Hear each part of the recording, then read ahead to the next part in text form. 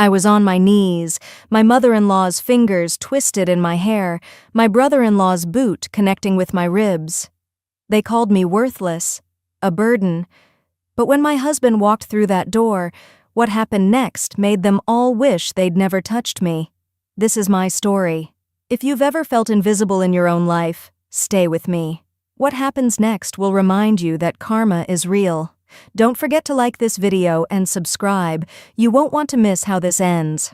I never thought my life would turn into a nightmare. When I married David 3 years ago, I believed I was stepping into a fairy tale.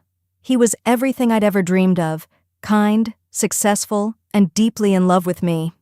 We met at a charity fundraiser where I was volunteering, serving food to guests. He was one of the donors, a billionaire businessman who could have ignored someone like me completely. But he didn't. He saw me. He talked to me. He made me feel like I mattered. Our love story was beautiful. We dated for 8 months before he proposed on a beach at sunset, with red roses scattered everywhere and tears in his eyes. I said yes without hesitation. I thought I knew what I was getting into. I thought his family would eventually accept me. I was so wrong. From the moment I stepped into the mansion as David's wife, his mother, Patricia, made it clear that I wasn't welcome. She looked at me like I was dirt on her expensive marble floors. She never called me by my name. It was always that girl or her, said with so much venom that it made my skin crawl. His younger brother Kevin wasn't any better. He treated me like a joke, like I was some kind of gold digger who'd trapped his brother for money. The mansion itself was like something out of a magazine. Crystal chandeliers hung from every ceiling. The floors were polished so perfectly you could see your reflection. There were rooms I wasn't even allowed to enter, but for all its beauty, that house felt like a prison. Every day I woke up in that enormous bedroom, David's side of the bed always empty because he was traveling for business, and I felt smaller and smaller. My daily routine was exhausting. I'd wake up at 5 in the morning to prepare breakfast for Patricia and Kevin. Patricia liked her tea a specific way. Not too hot, not too cold, with exactly 2 sugar cubes and a slice of lemon on the side. If I got it wrong even by a little bit, she'd pour it down the sink right in front of me and make me do it again. Kevin would sit at the breakfast table scrolling through his phone, occasionally looking up to make some snide comment about how I'd buttered his toast wrong or how the eggs weren't fluffy enough. I wore simple clothes because anything nice I tried to wear, Patricia would criticize. She'd say I was trying too hard or that I looked ridiculous pretending to be something I wasn't. So I stuck to plain white blouses and gray skirts, clothes that made me blend into the background. Meanwhile, Patricia wore designer dresses that cost more than most people's cars, and Kevin strutted around in expensive suits like he owned the world, which, technically, his family did. David was rarely home. His business empire required constant attention, constant travel. London 1 week, Tokyo the next, then Dubai, then New York. He'd call me when he could, asking how I was doing, telling me he missed me. I wanted to tell him the truth. I wanted to tell him that his mother had made me re-wash the dishes 3 times because she claimed they weren't clean enough. I wanted to tell him that Kevin had accidentally spilled coffee on me and then laughed about it. But whenever I opened my mouth to say something, he'd mention how tired he was, how stressful the negotiations were, and I'd swallow my words. I didn't want to be another burden. The abuse escalated slowly, like water slowly coming to a boil. At first, it was just words. Patricia would comment on my appearance, saying I looked tired or that I'd gained weight. She'd criticize my cooking even though I followed recipes perfectly. She'd tell the maids to redo work I'd already done just to humiliate me. Kevin would bring his girlfriend over, a model named Tiffany who wore bright red dresses and expensive perfume, and they'd sit in the living room making jokes about me while I served them drinks. They'd laugh about how David had married down, how I must have tricked him somehow. I remember one particular afternoon when Patricia sat me down in the study. The room smelled like old leather and expensive cologne. She looked at me with those cold gray eyes and said, "You've been married to my son for 3 years and still no grandchild. What use are you exactly?" Her words cut deeper than any knife. The truth was, David and I had talked about children, but with him always gone, it just hadn't happened yet. But I couldn't explain that to her. She wouldn't have cared anyway. I tried reaching out to David more desperately as things got worse. I'd call him during his meetings, but he'd text back saying he'd call later. Later never came. Or when it did, he'd be so exhausted that our conversations lasted 5 minutes before he fell asleep. I started to wonder if he even cared. I started to wonder if I'd made a terrible mistake marrying into this family. The breaking point came on a Tuesday evening. I remember it was Tuesday because Patricia had her book club every Tuesday, and she'd been in an especially foul mood all day preparing for it. She'd brought out her prized possession, a crystal vase from France that had been in her family for generations. It was sitting on the mantel in the living room, catching the light from the chandelier above. I was dusting the room, being as careful as I possibly could, but Kevin came bounding through, chasing after his dog, a golden retriever that he let run wild through the house. The dog crashed into my legs and I stumbled backward. My elbow hit the mantel. Everything happened in slow motion. I watched the vase teeter on the edge, and then it fell.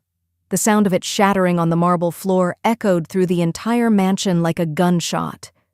I stood there frozen, staring at the pieces of crystal scattered everywhere, each one catching the light like tiny daggers. My heart was pounding so hard I thought it might burst out of my chest. I heard footsteps, Patricia's heels clicking rapidly across the floor, and I knew I was in trouble. She appeared in the doorway, her face twisted with rage. "What have you done?" she screamed. Her voice was so loud that the maids came running from different parts of the house. Kevin stood behind her, his arms crossed, a smirk on his face like he was about to watch an entertaining show. I dropped to my knees immediately, trying to pick up the pieces. "I'm so sorry, I'm so sorry," I kept repeating. My hands were shaking so badly that I could barely hold the fragments. One piece cut my finger, and blood dripped onto the white marble. "It was an accident." The dog, Kevin's dog, ran into me and "Don't you dare blame this on anyone else." Patricia's voice got even louder. She stormed toward me, and I could see her hands clenched into fists. "You've ruined everything since the day you stepped into this house. You're clumsy, you're useless, and you're an embarrassment to this family." I kept apologizing, kept trying to clean up, but nothing I said made any difference. Kevin laughed, actually laughed, and said, "Wow, you really can't do anything right, can you? Maybe David should trade you in for someone with a functioning brain." That's when Patricia grabbed my hair. Her fingers twisted into the strands at the back of my head, and she yanked me upward. Pain shot through my scalp, and I screamed. I grabbed at her hands, trying to make her let go, but her grip was like iron. "You're nothing," she screamed in my face. "Nothing." My son should have married someone worthy, someone from a good family, someone with class and breeding, not some charity case who can't even hold a vase properly. Tears were streaming down my face. The pain was unbearable, but worse than the physical pain was the humiliation. The maids were watching from the doorways. I could see them peeking around corners, but not one of them moved to help me. They were too afraid of Patricia to intervene. Then Kevin stepped forward. I'll never forget the look on his face. It was pure cruelty, like he was enjoying every second of my suffering. "Maybe she needs to learn her lesson," he said casually, and then he kicked me. His expensive leather shoe connected with my ribs, right below my chest, and I collapsed. Patricia finally let go of my hair, and I fell to the floor, curling into a ball, trying to protect myself. The pain was indescribable. I couldn't breathe properly. Every inhale felt like knives stabbing into my side. I could taste blood in my mouth. I must have bitten my tongue when I fell. I lay there on that cold marble floor, surrounded by pieces of broken crystal and my own blood, and I thought, this is it. This is how I die. Invisible and alone in this beautiful prison. Patricia stood over me, breathing hard, her face flushed. "Clean this mess up," she spat, "and then pack your bags. I want you out of this house by morning. I'll tell David you left on your own. He'll believe me over you." Kevin laughed again and pulled out his phone, probably to text his girlfriend about the entertainment he'd just witnessed. I closed my eyes, the tears still coming, and I prayed. I prayed for help, for escape, for anything to change. That's when I heard it. The sound of the front door opening, heavy footsteps in the entrance hall, and then a voice I knew better than my own. "What did you do?" I opened my eyes and looked up. Standing in the doorway of the living room, still holding a bouquet of red roses and a small gift box, was David. My husband. He was supposed to be in Singapore. He wasn't supposed to be home for another week. But there he was, and the expression on his face was something I'd never seen before. Complete silence fell over the room. Patricia's face went pale. Kevin actually dropped his phone. The maids disappeared from the doorways like ghosts, and I just lay there on the floor, looking up at the man I'd married, hoping he could see what had been happening to me. David's jaw was clenched so tight I could see the muscles working. His eyes moved from me, broken and bleeding on the floor, to his mother, to his brother, and back to me. The roses and gift box fell from his hands, hitting the floor with soft thuds. He walked toward me slowly, and there was something terrifying about how calm he appeared. It was like watching a storm approach, deadly quiet before it destroys everything. He knelt beside me, and his hands were shaking as he reached out to touch my face. His fingers were gentle, tracing the bruise I could feel forming on my cheek. "Gertrude," he whispered, and his voice cracked. "Oh God, Gertrude." I tried to speak, but nothing came out except a sob. David's eyes filled with tears, and he carefully, so carefully, helped me sit up. Every movement hurt, but his touch was so gentle that I didn't care. He examined the cut on my finger, the way I was holding my ribs, the strands of hair that had been torn from my scalp. Then he stood up. He turned to face his mother and brother, and when he spoke, his voice was ice cold. "What did you do?" Patricia tried to compose herself. She smoothed down her dress and lifted her chin. "David, darling, you're home early. This isn't—" She broke my vase, my grandmother's vase. I was upset and— "Quiet." David's single word cut through her explanation like a blade. Patricia actually flinched. I'd never seen her react to anyone like that before. David pulled out his phone and started making calls, right there in the living room, while everyone watched. The first call was to his lawyer. "Andrew, it's David. I need you to freeze all access to the family trust fund. Yes, immediately. Patricia's accounts, all of them." He paused, listening. "I don't care what time it is. Do it now." Patricia's face went from pale to red. "You can't do this. That's my money. Your father left that for me." David ignored her and made another call. "Security? This is David. I need Kevin removed from all positions in the family businesses, effective immediately. Revoke his building access, his company credit cards, everything. Yes, tonight." Kevin's smirk disappeared. "Wait, what? You can't just—" David held up one finger, silencing him, and made a third call. "Janet? David here. I need you to list the villa on Rosewood Avenue." "Yes, Patricia's property. Market price, immediate sale." He paused. "Because I'm the one who actually owns it, and I want it sold." I watched all of this from the couch where David had gently moved me. My mind was spinning. The villa on Rosewood Avenue was Patricia's pride and joy, her private retreat where she hosted her fancy parties and entertained her society friends, and David was selling it. Patricia found her voice again. "You can't do this to me. I'm your mother. I gave birth to you, raised you, sacrificed everything for you." David finally looked at her, really looked at her, and what I saw in his eyes was something I'd never seen directed at his mother before, pure disgust. "You stopped being my mother the moment you put your hands on my wife," he said quietly. "Actually, you stopped being my mother long before that, but I wanted to give you a chance to prove me wrong." He walked over to the bookshelf and pulled down what looked like a decorative picture frame, except it wasn't just a picture frame. He turned it around, and I could see it was some kind of camera. My blood ran cold. "I've been watching," David said, pressing a button on his phone. The large television on the wall flickered to life, and suddenly, I was watching myself on the screen. It was from last week. Patricia was criticizing my cooking, making me taste the soup over and over while she told me it was disgusting. The audio was crystal clear. Kevin appeared on screen, dumping his entire plate in the trash and saying, Even the dog wouldn't eat this garbage." Patricia's face went white. David pressed another button and another video played. This one was from the entrance hall, showing Patricia knocking grocery bags out of my hands and telling me I was too stupid to even shop correctly. Another button, Kevin tripping me on the stairs and laughing while I limped away. "I installed cameras throughout the house 6 weeks ago," David said. His voice was steady, but I could hear the rage underneath it. "Every room except the bedrooms and bathrooms. I've been watching.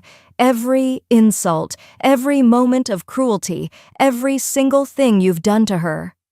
"Then why didn't you stop it?" Patricia demanded, and for the first time I heard fear in her voice. "Because I needed evidence," David said. "I needed you to show your true colors completely. For the lawyers, for the courts, for the restraining orders I'm about to file." He turned to me, and his expression softened. "Gertrude, I'm so sorry. I should have stopped this sooner. I just needed ironclad proof because I knew she'd manipulate everything if I didn't have it." I didn't know what to say. Part of me felt betrayed. He'd been watching me suffer, but another part understood. Patricia was manipulative. She was convincing. Without proof, David's word would have been against hers, and she would have twisted everything. Kevin tried to leave, heading for the door, but David's security team was already there. 2 large men in suits blocked his path. "You're not going anywhere until the police take your statement," David said. "That's assault, caught on camera. I'm pressing charges." Kevin's face went from arrogant to terrified in seconds. "You're joking."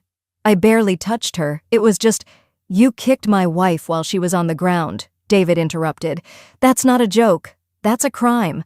Patricia broke down then, real tears, not the manipulative kind she usually used. She fell to her knees, reaching for David. "Please, baby, please don't do this. I'm your mother. I was just trying to protect you. She's not good enough for you, and I thought if you just what? Tortured her enough that she'd leave? You're right about one thing. This ends now." David pulled out his phone again and showed her the screen. "Restraining order, filed 20 minutes ago while I was in the car outside. You're not allowed within 500 feet of Gertrude or me. You have 2 hours to pack your essentials and leave this house." "This is my home!" Patricia screamed. "No," David said firmly. "This is my house. It's in my name. Has been since Dad died. You've been living here as my guest. That invitation is now revoked." He turned to the maids who had been watching everything from their hiding spots. "Anyone who witnessed abuse and did nothing, you're fired. Pack your things tonight. Those of you who tried to help Gertrude when no one was looking, thank you. You'll receive bonuses and recommendations for new positions." One of the younger maids, a girl named Sophie, who had occasionally snuck me extra food when Patricia starved me as punishment, burst into tears of relief. The next 2 hours were surreal. Police came and took statements. Paramedics examined my injuries: 2 bruised ribs, minor scalp trauma, a cut that needed 3 stitches. Patricia and Kevin packed their bags under the watchful eyes of security. Patricia tried several more times to manipulate David, but he remained unmoved. Kevin made threats about lawyers and lawsuits, but David's attorney shut him down immediately with folders full of evidence. When they finally left, the house felt different. Lighter. The oppressive weight that had been crushing me for 3 years seemed to lift. David locked the door behind them and turned to me.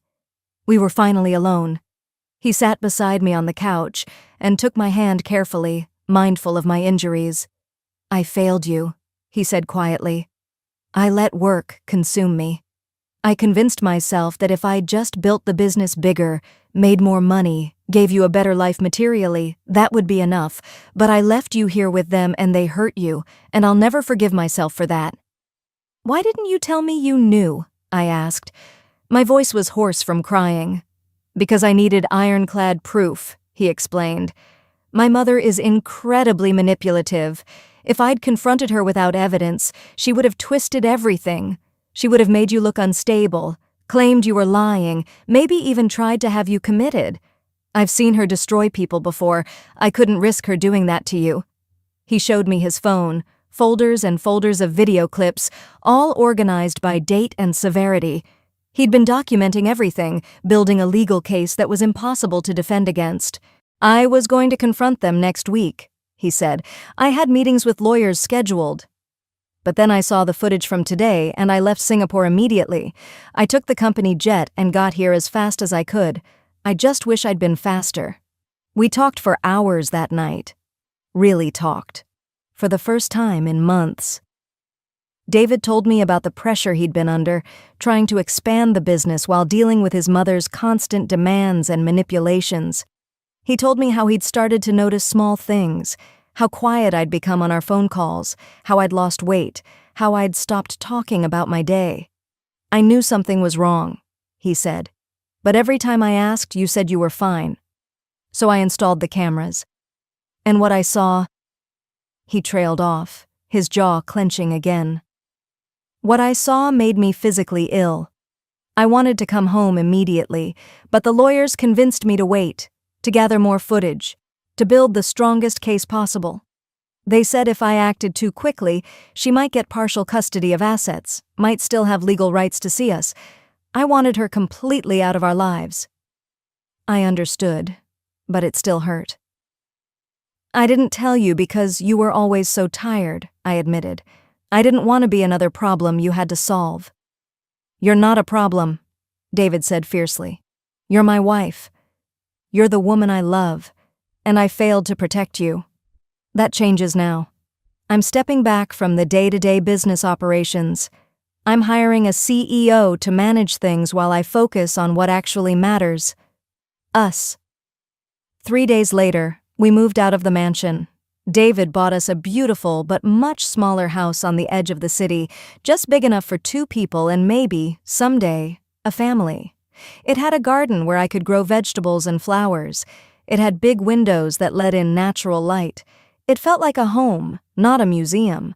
Patricia tried to sue for grandparents' rights, even though we didn't have children yet. She tried to sue for her position in the company. She tried everything her expensive lawyers could think of. But David's evidence was overwhelming.